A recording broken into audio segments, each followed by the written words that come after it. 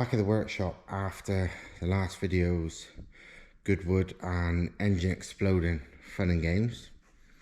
Car's still not down the workshop because, well, there's no point until I get the new engine ready. But I have been making progress. This morning, I just suddenly got the thought, you know what? I can't be fucking bothered making a turbo manifold for the bigger turbo setup for the new engine. So I'm just going to buy one. Because SPA Turbo make real good cast twin scroll top and bottom mount T3 manifolds for 180s for not too much money. I say not too much money. They used to be a hell of a lot cheaper, but they've gone up in price, and especially if you're buying them off like Turbo Zentrum or someone in the UK, it's a fucking ridiculous markup and it's about 500 quid.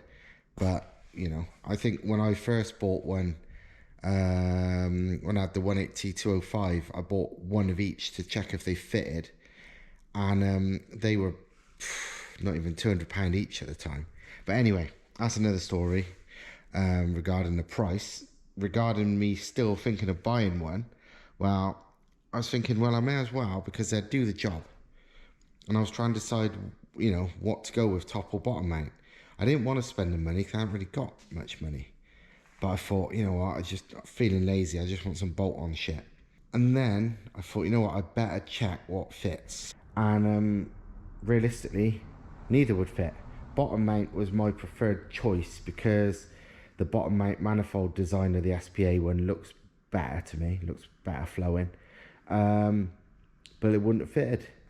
Basically, the manifold would have, but with a HX40 size turbo, it would have hit the fucking rear subframe, the turbo would. So that was a no. Top mount would have fitted, but again, they're not really made for turbos that big. And in this car, you know, a Mark III MR2, I would have had to have modified the rear panel a little bit. Not loads, but a bit. And it was like, and I don't even like the design of the top mount as much as I do the bottom mount.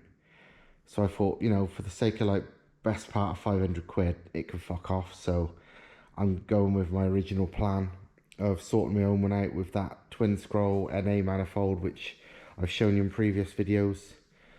I could do something far better than that, you know, with that for no money. But anyway, this lot here is because yesterday I bought a load more 180 stuff. Hardly any money, £200. It'd all been sitting in a garage for many years. It was very dusty, but it was in a dry garage, and yeah, it's ideal for me. Lots of unused bolts and spares and stuff. A spare 6-speed box. It's a diesel one, but whatever, I might, you know, it's still a 6-speed box. I think it's might be an Alhambra one, I think, because it's slightly different on that outside bit. I don't know. Either way, it was worth it. Covers, a spare BAM inlet, which is ideal because that's the ones you need for these. A spare head in good condition. Brand new oil pickup, blah blah blah. But most importantly, this, as well as one of the sumps without the oil sensor hole, which is good. I think it's a Ibiza one if it's got that, I think. Anyway, what this is an engine the guy had built up for his, I can't remember, 180 swapped Polo, I think. I don't even remember. I got such a bad memory. It was only yesterday. But anyway, either way, it's built. Well, it was built, but was never ran. So it's normal 180 block. It's got that sump, just the standard crank. But standard cranks can make all the power in the world. But most importantly, it's got the 20mm wrist pin pistons. I think possibly, I don't know if they're BAM ones or not. I've not even looked, but it doesn't even matter because I've got pistons over there if need be. But more importantly, it's got some proper rods in it, which is nice. They are, I don't know, they're I-beam, not H-beam. So they're not max speeding rods, but they could be anything. I don't know. They're He couldn't remember the name. He thinks they were American. I don't know. I said maybe integrated engineering. That was the only name I think of off the top of my head. He said no, not them. But he couldn't remember, but I don't care. And as well, the crank and rods and everything, because it's never been ran. It's obviously used crank, used pistons, new bearings, new rods, blah blah blah. The rods and the crank and everything was given to a machine shop, a very highly regarded one that I know of as well, and basically told to get everything spot on. And then he assembled it, and he's a Master Tech at well, not a Volkswagen, at Skoda, so he knows what he's fucking doing too. So yeah, this block is obviously used, it's honed, but he said himself it's got a little scratch at the top of one of the cylinders, right near the top. And for him, he didn't care, because he wasn't going big power, and he was like, well, you know, a loss of a tiny bit of compression, he didn't really give a shit about. But I've got so many blocks, I may or may not use it. I've not decided yet, so I don't really care. But the rods was the most reason, and the fact it was just all of this for very little money, so it's worth it for the rods alone. I've got 2 sets of max speeding rods here, some 19 mils and some 20 mils. But people say various things about them. Yeah, they're strong enough, but there's some funny oiling, not ideal issues with them. I can't even remember because I've never took much notice. But these wouldn't have them, at least. So yeah, I got loads of shit. The yellow MR2. It looks a bit different to last time because there's no turbos and the engine's a bit lower again. And the reason is, much to probably some of the internet's gonna be crying about it, but I don't give a shit. It's not getting this engine anymore. To be honest, it's not even gonna be longitudinally mounted anymore, because there's no point. Basically, if anyone can tell me that these engines are confirmed better than a 180, well, you're better than I am at looking at these things, because in my opinion they're not. As you'll have seen from my MR2 videos so far, 180s are ridiculously capable, ridiculously cheap, ridiculously simple, and ridiculously strong. And these, while they are 1.5 180s, unfortunately they're bolted to a bottom end, or well, most importantly, a block that's not actually that strong. They break around the main caps at, all sorts of power, anything from about 600 plus. Yeah, there's a few that's made over 1,000, but literally a few. There's more 180s that's made over 1,100 brake, I think, than there's even these that have made 900 brake. There's plenty of 180s out there making 1,200, 1,300, 1,500 horsepower. I don't think I've seen any of these just over 1,000. And then the blocks on borrowed time massively. And yeah, I just don't understand. Well, I haven't got a reason for it. Even if I wanted 1,000 horsepower, I'm honest to God more confident of getting 1,000 horsepower with reliability from a 180 rather than one of these. And it costs me probably not even half as much. I can install it in minutes. I can remove it in minutes. It costs fuck all, even if it does break. It's just, nah. I know this engine looks mega, and potentially it is, but you know me, I like building the underdogs and the value for money stuff, and I've come to the conclusion this isn't it. So this, while it's still going to be mental, is getting a 180 again, just like the silver one. Not the same as the silver one, not by a long shot. It's going to be a very different car, but then having this engine. But the one beauty of being one of these cars is they weigh absolutely fuck all. So even though I have to lift this shell up to pull the engine out a bit, It's not hard at all, literally.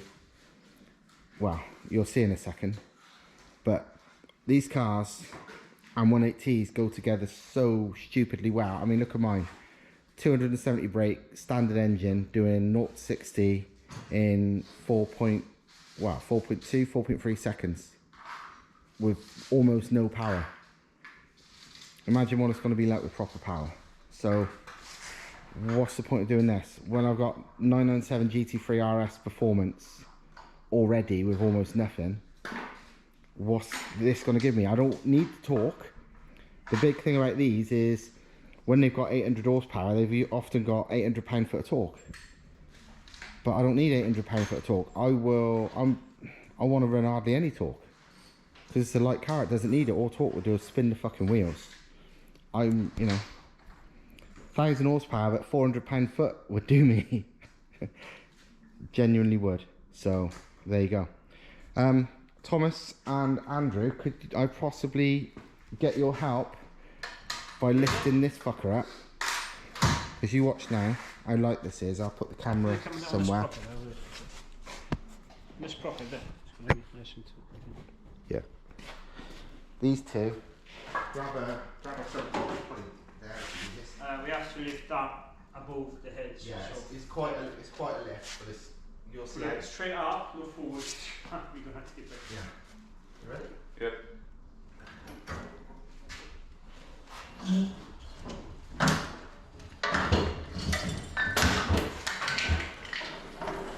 Ta-da! Now you just get it back down on the stand. That's it.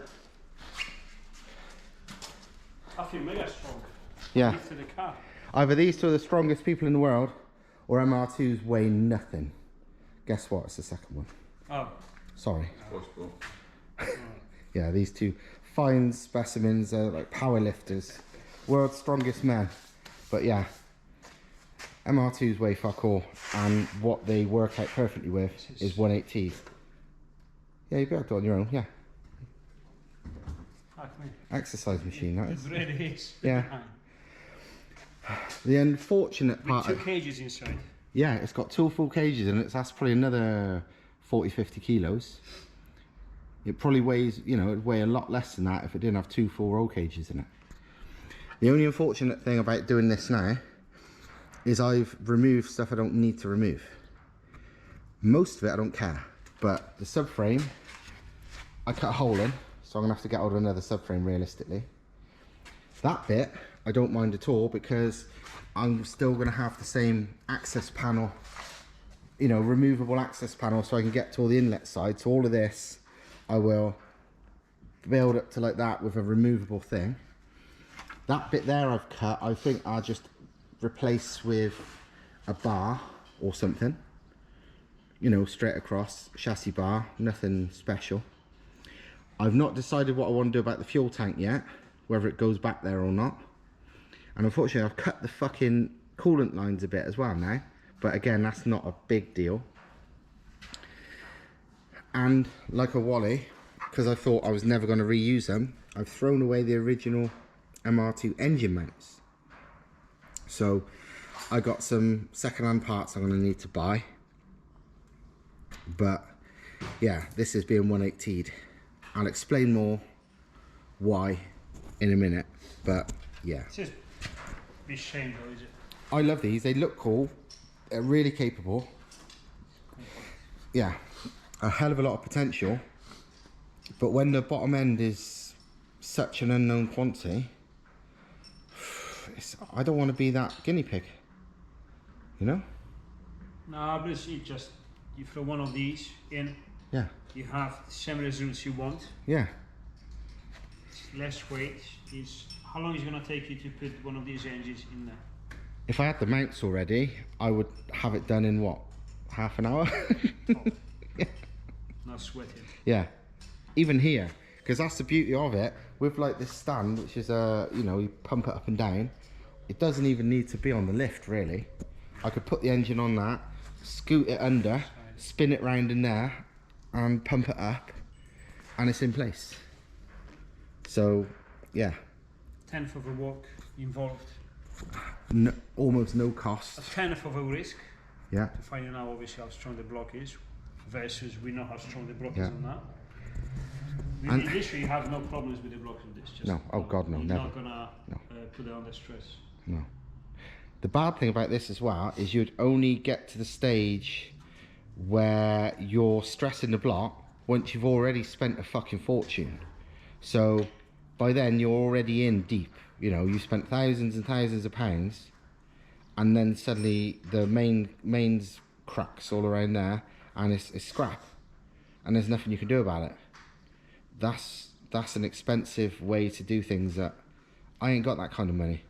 Please, if somebody's minted, can you do this? Because I'd be interested to see the result, but I don't want to be that person. I can't afford to be that person. I mean, they look extremely efficient, so oh yeah, they look extremely like very nice potential. It's just I'm 100%. Apart from that main things, they were, because they make good power, these S4 and RS4 engines, which is why we did this.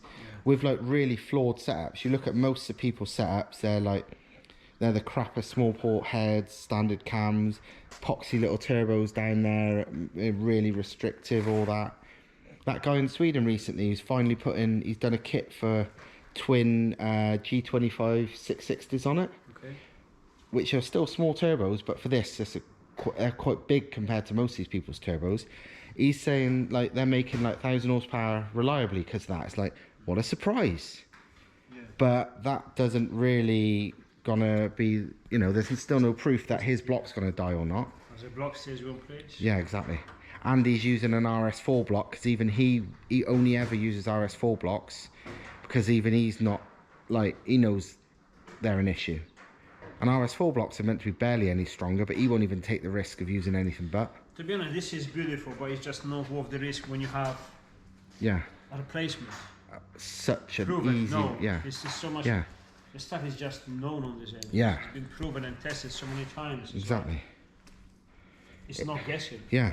I mean, like these, standard pistons are proven many times at even, you know, standard fucking pistons at 600. These blocks are proven to break sometimes at 600. You know what I mean? It's like, it make standard pistons 600, standard crank 1,000 plus. I mean, standard crank on these would do any power too, but ignore that one. But blocks, 1,500 people have pushed out of them. Standard inlet manifold, 500 plus. Oh, even standard head porting. I've got a head over there that I've basically dismantled and had a good look at, and there is no, honest to God, worthwhile porting you can do at all to the inlet or exhaust ports. And there's no surprise, because people make 500 plus on standard port heads. You know, the heads are a work of art. Cams, yeah, you need cams, but you would need cams in this. And if you just put NA cams in, they can do well over 550 plus horsepower. It's like, as fucking awesome as this is, it makes no sense. And, which is what I've talked about before, to install this is a lot of custom fabrication that I can't do. Thomas can, but it's a lot of work and a lot of time that Thomas ain't got. For that engine, I already did. Yeah, for this engine, there is no custom fabrication because he's already done it. And it was very little. It was literally make some shit. But for this, it's What serious. did you say today about me throwing shit out that I may need? Yeah, I know.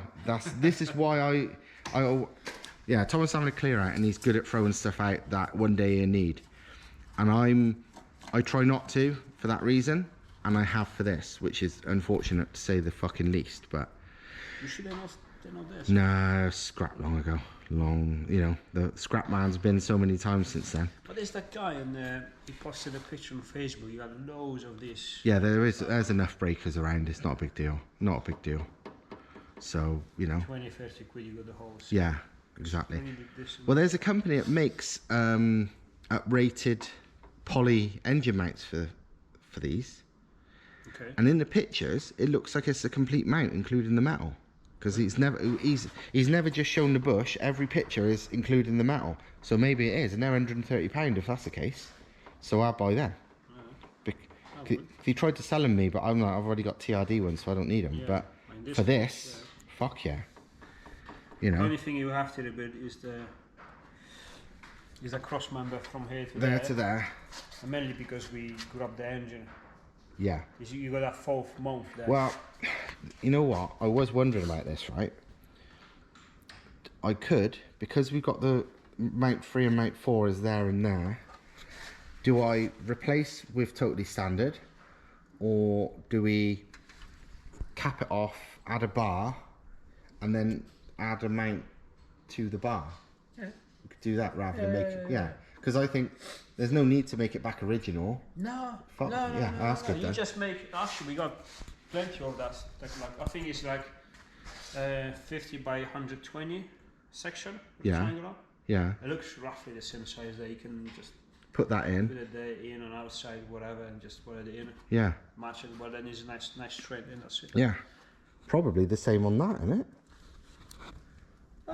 Because this subframe is actually not, it's good It's condition. not rust, 'cause usually no, rust- there's not, it's good condition. Oh, actually it's good. That's what I was thinking, it's quite tidy. Yeah. So rather than buy new ones, let's I'll you just can. fucking weld in some shit, innit? Yeah. Because I can't weld pretty, but I can weld strong, so I got no problem like making this shit.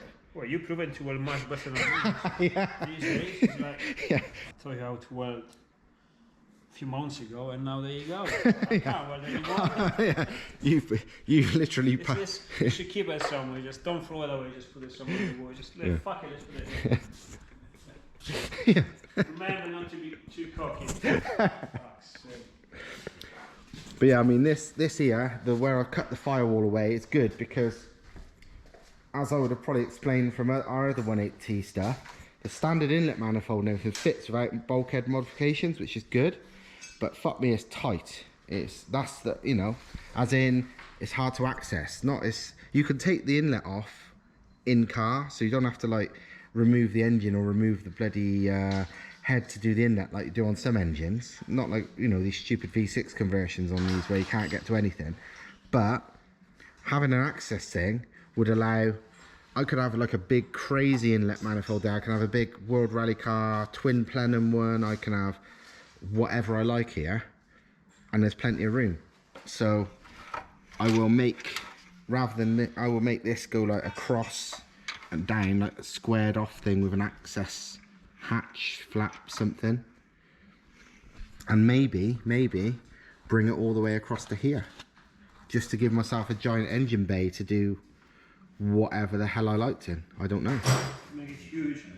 Yeah, I could do, yeah, it just gives you options, I suppose. So we will see. And that depends on where I put the fuel tank. If I remount the fuel tank there, then, you know, I probably will. I don't think there's any point changing the fuel tank position.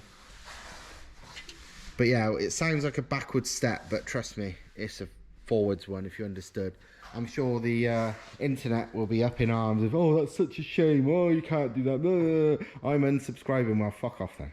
I don't care. It's like, trust me, anybody who's built one of these or built one of these into something like this, you've got right to reply and has got 180 experience. But everybody else, trust me, I know more than you. Well, yeah, bigger anyway, because it's not a case swap. Oh yeah, exactly. Anything that's not a case, yeah. So you know nothing. It's inferior to them, yeah. Yeah. Even though my shit's faster than a fucking K-swap with about 5 times the money spent, so. But you say, I nearly finished my K20 build. So that means you're nearly as good as them. I was so close to run out of money, and I wasn't even halfway. Yeah. Thomas's true K-swap, he did it all himself, and it still cost a fucking fortune, and he still was like, fuck this shit, and stopped. Probably costed me, but it was costing me more that I spend my money out, so I'm buying stuff cheaper and making my own stuff, all the necessary stuff, and I spend a little more than the whole Audi engine conversion costs, including labor. Yeah. Oh right, so like, right? yeah, that's true. So you can pay. And that was just NA, non-turbo. So yeah. that was a standard. It was slow. Yeah. That was double the money. Yeah. Well, I saw a K20 turbo swap one of these for sale the other week. It was about 11, 12 grand. And I said to him, that's cheap, because that would have cost him way more to do than that. Yeah.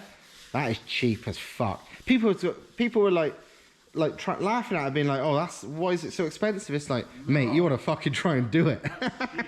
You're trying to get the cluster working with the K20 swap, and you have to chop the wires, plug into the ECU and all that stuff. Everything is, plus the engines and everything is just expensive. Yeah. Kid, do you remember the engine mounts? I bought this engine once, which turned out to be from really good company, and they didn't fit. Remember, I had to trim them, all the stuff. They were too wide. Oh, fuck it, all right. And then you end up with 3 engine mounts, and they say, well, but the best is if you use the 4th engine mount.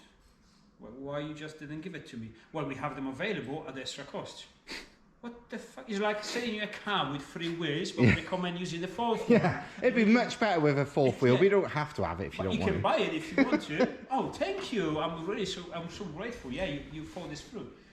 So you buy this engine, this 3 engine mounts, this kit, the engine conversion. Turn out you need another engine mount. Then you need to buy this the gearbox linkage adapter, which pretty much everyone has trouble to set it up, and you have to, again, they fit exactly the same as the engine one, so pretty shit. Not very well, yeah. So you have to, so again, if you want to do it yourself, you're going to struggle, or you're going to pay someone to do it for you, and they're going to charge you more, because obviously it's more difficult. It was just from the beginning, it was shit. And then engines, okay, so I say, I want a K24, which is great. Non-K24 comes with the right gearbox, because only one gearbox fits, and it's from a CP3. So you have to source the gearbox. Guess what? The gearbox is almost as expensive as the engine. Yeah. And they're not even that good. No.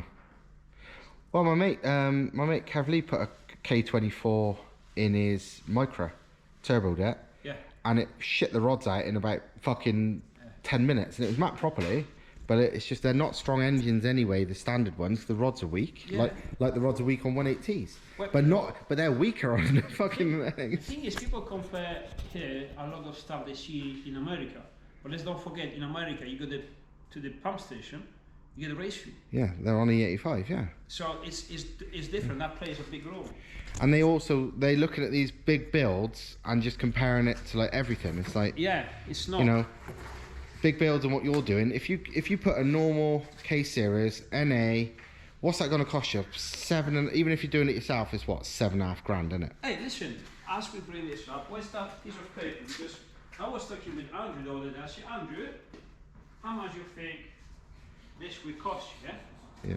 Because I think you talk about how much it costed you. Yeah. But you don't on yourself. I did it on the cheap, but for what? Yeah.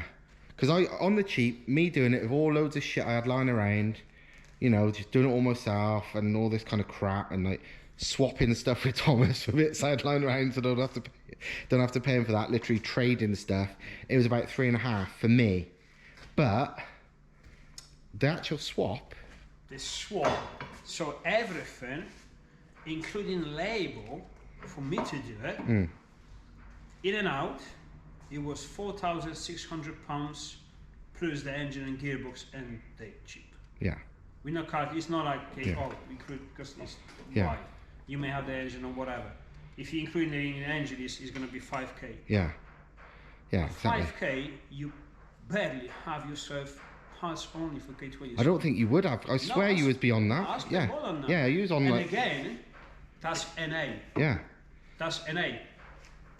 Plus, you need the Honda ECU even to be able to do anything on the car. Yeah, you can't even start it fucking really, because it's all locked, isn't it? Mobilized. Yeah. Exactly, you can't even start it, so you need the ECU this, start it as it is, just yeah. in. And the thing with these, and everything works. They are immobilized like most cars, but unlike 2 ZZs where you need either the matching key or an aftermarket ECU, or these where you need the aftermarket ECU, 180s are so common. A deimmobilised ECU, eBay, what, £50, £100? I know, they're more than that, they're 80 quid. Oh, there you go then, £80. So yeah, exactly, big deal. So yeah, even though, so you could get this, yeah. If you paid somebody to do a case swap, I reckon you ain't gonna have much change out of about 10 grand for a basic NA case swap. That's gonna give you what, 230 brake? And this is half of that. Yeah. And you have a turbo engine to start with. 5,000 quid roughly. Drive in, drive out. You've got a turbo engine that's ridiculously tunable. And you can have anything up to like 1,500 brake. And it's easier to work on. and way cheaper on parts. I bet you're still gonna have people saying, "But K20 is a K20 is better Yeah, with the engine." yeah, exactly. By the way, the fastest front-wheel drive car in the world isn't K20 powered or Honda powered. Fastest stock chassis one, not these stupid fucking funny cars that are front-wheel drive. The fastest one is 1.8T powered, by the way. But yeah, you can get 1.8Ts rev to, well, these race stupid ones that everyone seems to think all K20s are, same as the race versions of these. K20s, they make what? What did the boosted boys do on the standard block till they said the standard block was at its limit? 1400 brake or whatever. 1.8Ts do 1500 brake on standard block. What else? Oh, what do like boosted boys and so on these race engines rev them to? The turbo ones, they rev them to 10, 11. These go to beyond 10 when, you know, 1.8Ts fully built. So I'm not shaming the K20 engine. K20 is shit hot, yeah. It's a great engine. All I'm saying is these engines are great too. Yeah, they're like on par. The only thing is we have them available here, loads of them, much less money, much less for the parts. Yeah. You get pistons and rods and everything for way cheaper for K20s. Like for us, doesn't make any sense. No. There's a K20. In America, it might be okay because their 1.8Ts are more expensive, but here, it doesn't make any sense. You spend 3 times the money for the same result. yeah, Why? yeah, madness. And again, this is like you say, you blown the engine. What you did, you laughed. Yeah, exactly. Literally, 5 replacements. I blew the fucking rod out the sump and out the side of the block, absolutely destroyed it. Did I care? No, I literally laughed because the only bad thing was having to wait for the AA to take me home. Do you know what I mean? It's like, what's it cost me? Oh no, £50. But you have to specify you broke it. Oh, I broke. Because now you're gonna be saying, "Why you saying is good engine, but you throw the rod away so you don't get shit." Oh, I broke the fuck out of it. Safe limit is meant to be £300 foot. It made £300 foot at 1.2 bar. I was running 1.55 bar. It was not £300 foot anymore. And also, as anyone will know, launch control and stuff is really hard on rods. I was launch controlling the shit out of that thing constantly. So, even when I went to Badger 5 the other day to pick up them bits, I was talking to that, like Bill was laughing his head off, and I was saying, he was like, I was using the launch control match. I was like, yeah, you fucking know I was. He was all laughing. That's why I laugh when you say you're gonna run this with the new one at 500 brakes. No, that's not gonna happen. The thing is, yeah, everything's so cheap. Because that's the thing. With this, I'd be scared of it breaking. With 1.8Ts, I can blow the fuck out of them all day long, just enjoying them, loving life, and who cares? There's no point owning a Ferrari unless you can use all of a Ferrari. And it's no different to anything. And I can't afford to use all of any fancy engine. But I fucking can with these. So, hey, that's my choice.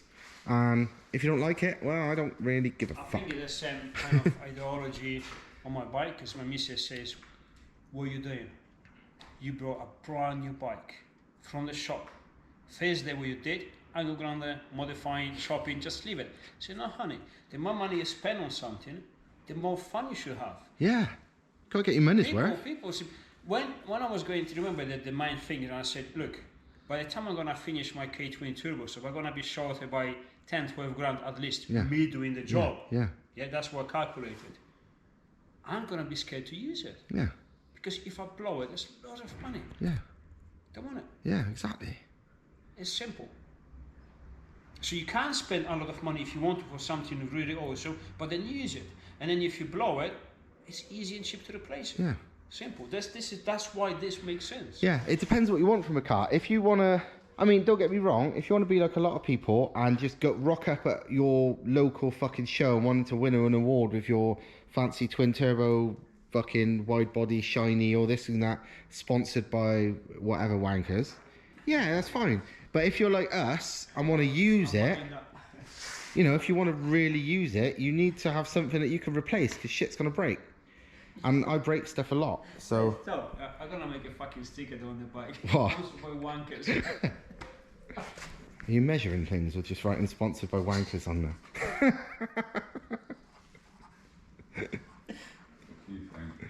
Yeah.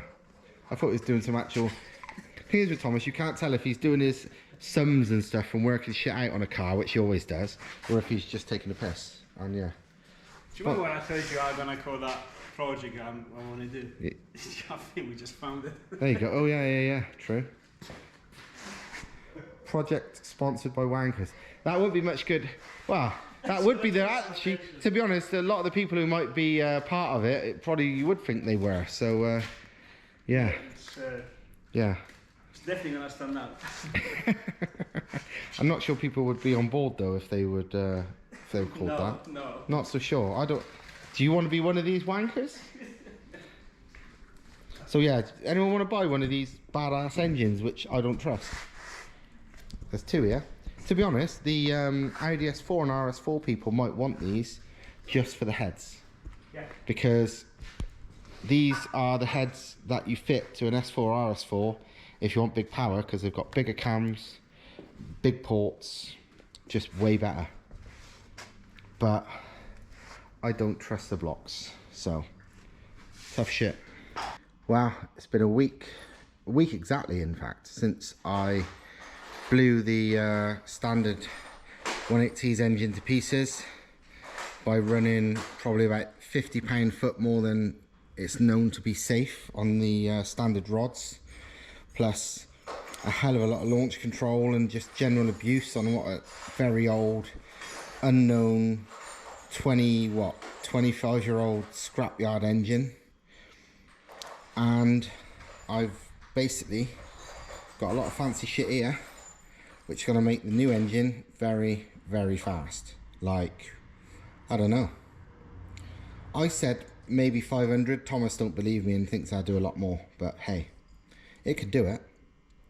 So we've got a whole set HX40, which I wasn't 100% if I was going to use this on that engine, but speaking to my friend Lee Connor with the world's fastest Elise, which is a 1.8 litre as well, he's running a slightly bigger version of this HX40 on his. He's got, this is like a 60/64 wheel size, his is 67/67, but also a 16cm T3 housing, you know, externally the same, both still technically HX40, just his is a bigger hybrid. And how his spools, even much bigger, would be perfectly acceptable for me, and this is spool faster, so I've got no worries there. Even though it's gigantic, it's fine. I mean, what we was talking about with his says it all about, you know, the importance of twin scroll and stuff like that, because I was contemplating a smaller but single scroll turbo, and he's like, no, because I've got the data there from like customer cars and stuff. There's another engine very almost identical to his, another 1.8K series, running a GTX 2867 single scroll, which is a turbo good for what, 450, 500 brake. It spools well, it spools about the same, but it's capable of fucking hundreds of horsepower less, because wow, the magic of twin scroll and the magic of the fact that whole sets do spool fucking fast for their size. So definitely running the big boy. And the best thing about it, he's got back pressure readings for his, and they're incredibly low, so the car will definitely have an easy life with this fitted to it, so I'm happy with that. Subframe in-canal exhaust valves, they're like 250 quid, something like that. I got all this from Badger 5, all this engine lot, because wow, they're as cheap as anywhere else, and they're local, and they are basically the top 180 guys in the UK in my opinion. So job done. I went straight there. They had it all in stock, so I got it. So Subframe in-canal exhaust valves, you need them really, because the standard exhaust valves on 180s, they're not bad, they're sodium filled and all that, but they're like 2-piece friction welded, I think, from the factory. So when they get really old and at really high power and stuff, occasionally, not always, occasionally they've known to fall apart. So you don't want to risk that happening. It's incredibly rare on standard or standard-ish engines, but when you're realistically going past like 350, it's more and more likely to happen. So you may as well, for the sake of 250 quid. I've got, this is Cat Cam's double valve springs. That's the inlet ones. And that is the exhaust ones. The exhaust ones are they're the little ones for the exhaust. That's the bigger outers for the exhaust. They're not really needed. Well, they're not needed unless you're going for more RPM. You know, standard rev limit, that's fine. You know, say you're going to 7,000 or so, no problem. But if you're going above that, better valve springs. But that's the beauty with 180s, with just better valve springs. They're perfectly fine even at like 8,500 RPM. So, you know, that's way beyond what the standard cams would be worthwhile revving to. But I'm running the NA cams, so hopefully, combined with a big turbo, you know, if I can make power, worthwhile power, all the way to upwards of 8K, then that's fucking awesome. And something I didn't really need, but it makes sense, is that's a Ignitron ECU. Ignitron is, I think they're Hungarian, and it's not a name most people know, but that is a plug and play ECU straight into the 180 stuff. It even looks like a standard 180 ECU, but instead it's incredibly powerful aftermarket ECU. Obviously it can do the usual stuff, so MAF-less and all that stuff, but it can do everything all these fancy big money aftermarket ones can, which you would need a custom loom for and all that, and more. Rolling anti-lag, normal anti-lag, launch control, MAF-less, whatever size injectors you want. It's even got full DSG control, so if you you know, changing your car to a DSG box, which one day one of my MR2s I expect I will, because, well, why not? DSG is fairly cheap, and it can be made very strong, and it sure as fuck changes gear fast.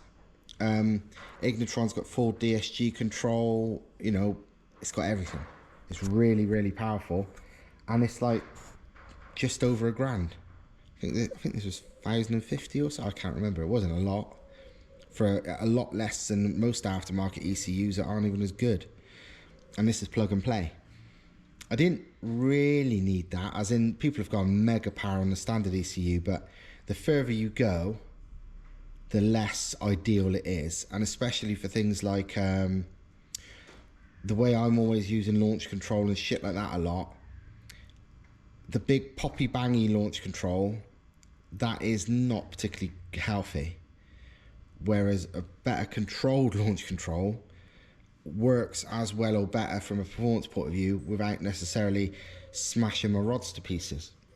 So anything like that's a bonus, but really for me it's just like, it made sense to buy it now, because I don't know if anyone's seen in the aftermarket ECU world, ECUs are getting rare at the moment because of supply issues, because of the semiconductor or whatever it is placed in Japan caught fire, and the parts aren't easy available to get these things. But anyway, it's having that. I didn't necessarily need it, but considering I'm running, well, the silver ones looks like it's about to be about 500 brake or maybe more, then it made sense to have that.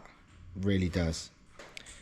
It's not, everything else is like super budget. That's the first time I've like, maybe not, but I think long term it is well within the budget, and considering the price for what you're getting, it is mega bang for your buck, because all these £2,500 ECUs aren't even as good as this for less than half the price. So hey, this lot I didn't get off Badger 5. I got it from they've got the really imaginative name of Polybush, but it's just Polybushes for the MR2. I'm literally got them. I'm really not looking forward to fitting them, because I hate fitting Polybushes, but anything to eliminate or reduce wheel hop, which again is the big thing that smashes drive shafts and stuff. So I'm fitting them. I think that full kit, that's front and rear, is like 300 quid. It's not a lot of money, but anything to reduce wheel hop means less breakages, so it's value for money. Most people fit Polybushes for better handling, unless your car's like, the bushes are knackered, you don't even feel that really. And it certainly don't, like these people who say, oh, I'm not fitting them because I like my car being comfy. I don't know how sensitive your ass is that you can feel the difference between poly bushes or not, but it's nothing. But to reduce wheel hop, money well spent. Even if this £300 makes it not break one extra time, worth it. Totally worth it. So this lot, plus the built bottom end, plus the NA head I've got, it's all going to be combined into one seriously mental silver one. It's actually going to be more powerful than this one will be for now, but that's a different story that I'm going to explain on that a bit nearer the time. Maybe don't know, it might be this video if I can be bothered, but maybe not. In other news, I can't remember if I've already filmed this, so I'm going to say it again. This is the head from the BAM engine that I had given to me, which was damaged. When I first inspected it, it looked like it was just the bottom end bearings were knackered, because the head looked really good, like cams and all that. But when I took the cam caps off, although if you ran your fingernail across them, it felt like the bearings were ever so slightly scratched, but not enough to really matter. But what I did notice is when I took the cam caps off, there was bits of swarf from the knackered bearings in the cam caps, like in the oil ways. So yeah, you could clean all that out, but I wanted a head to sort of practice on and work on and mess with, so I was sort of used to doing before I started taking a good one apart to put all this in. So this BAM one was the one that become the sacrificial one. I wanted to see how easy it would be to remove the squish pads in the combustion chambers. So I had a quick go, literally a 5-minute go with a die grinder, just to check, not to make it nice, and it turns out incredibly easy.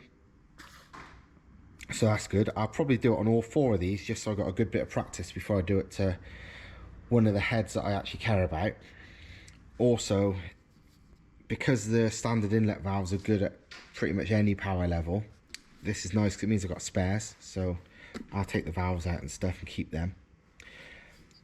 Looking at the ports, they are, apart from if you ever wanted to, for big power, literally enlarge them because you've run out of flow for the port size, the actual design, inlet and outlet, is like a fucking race car. It's pretty much perfect. I mean, they're downdraft ports anyway from the factory, which is unheard of mostly on a standard production car. They're normally ports that come out this away, and on race cars there's downdraft, but on this, from the factory, look which direction the ports come in. It's more than 45 degrees upwards, which is fucking brilliant. So yeah, it's a proper work of art. Again, like the exhaust ports, the only thing you'd ever do is if you was going big enough power, you would enlarge them to make them big port heads, basically. You know, because if you feel where they open right up to like there, further down, because obviously you've got 3 valves there, and there. And obviously the holes, it's small until about there on this. So it's an inch or 2 down. So if you really wanted to, you can open them right up and run a big port inlet. But from what I understand, people have made like 500 odd on small port. So I'm not going big port until I need to, because the bigger the ports are, the lower the velocity is, which is, you know, less drivability. Not drivability, less low down performance, we'll say. It's not like I need a lot of low down, but more the merrier. Because it's only a 1.8. So yeah, when I need to go big port, I will. But going bigger port for no reason will just lose you lower down without gaining anything up top. And yeah, I personally don't see the need yet. So I'm leaving this alone. I am literally on the NA heads. I've got the NA cams. It's going to have the valves, valve springs. I'm going to modify the combustion chambers to soften the chambers, as they call it. So get rid of the squish pads, which should give less chance of debt on boost, but also de-shroud the valves a bit, so flow a bit more. And then it's going straight on as it is. So happy days. Here's a little thing I just did as well. If you'd have seen in previous videos, whether it's the last one or the one before, I think it was the one before, I epoxy filled the anti-surge slots on this turbo, this compressor housing, to test what difference it was going to make performance wise and sound wise to the HX27 that's on my original silver engine. And obviously I ain't got around to it yet because I blew the thing up. But now look, I have made a much nicer inlet. It's pretty much bell mouth inlet now. And I did that for the price of 0. That there is the silencer ring that a lot of whole sets come with from the factory. These ones didn't. And I just happened to have one lying around that was from I think it's from a HET21W, which is basically a HX27. And with a tiny bit of grinding to make it fit, it's slotted in and it goes right down to the level of the inlet. So now, rather than having that slightly ugly and not exactly bell mouth epoxied up inlet, it is now like a bell mouth trumpet inlet all the way in, which should help flow, and it also looks nice. So looking forward to actually trying this. I'm pretty confident it's going to be better than the standard setup. Don't know if I'm going to be testing it back to back this time. I probably will, because I will still have the standard housing, so I probably still will.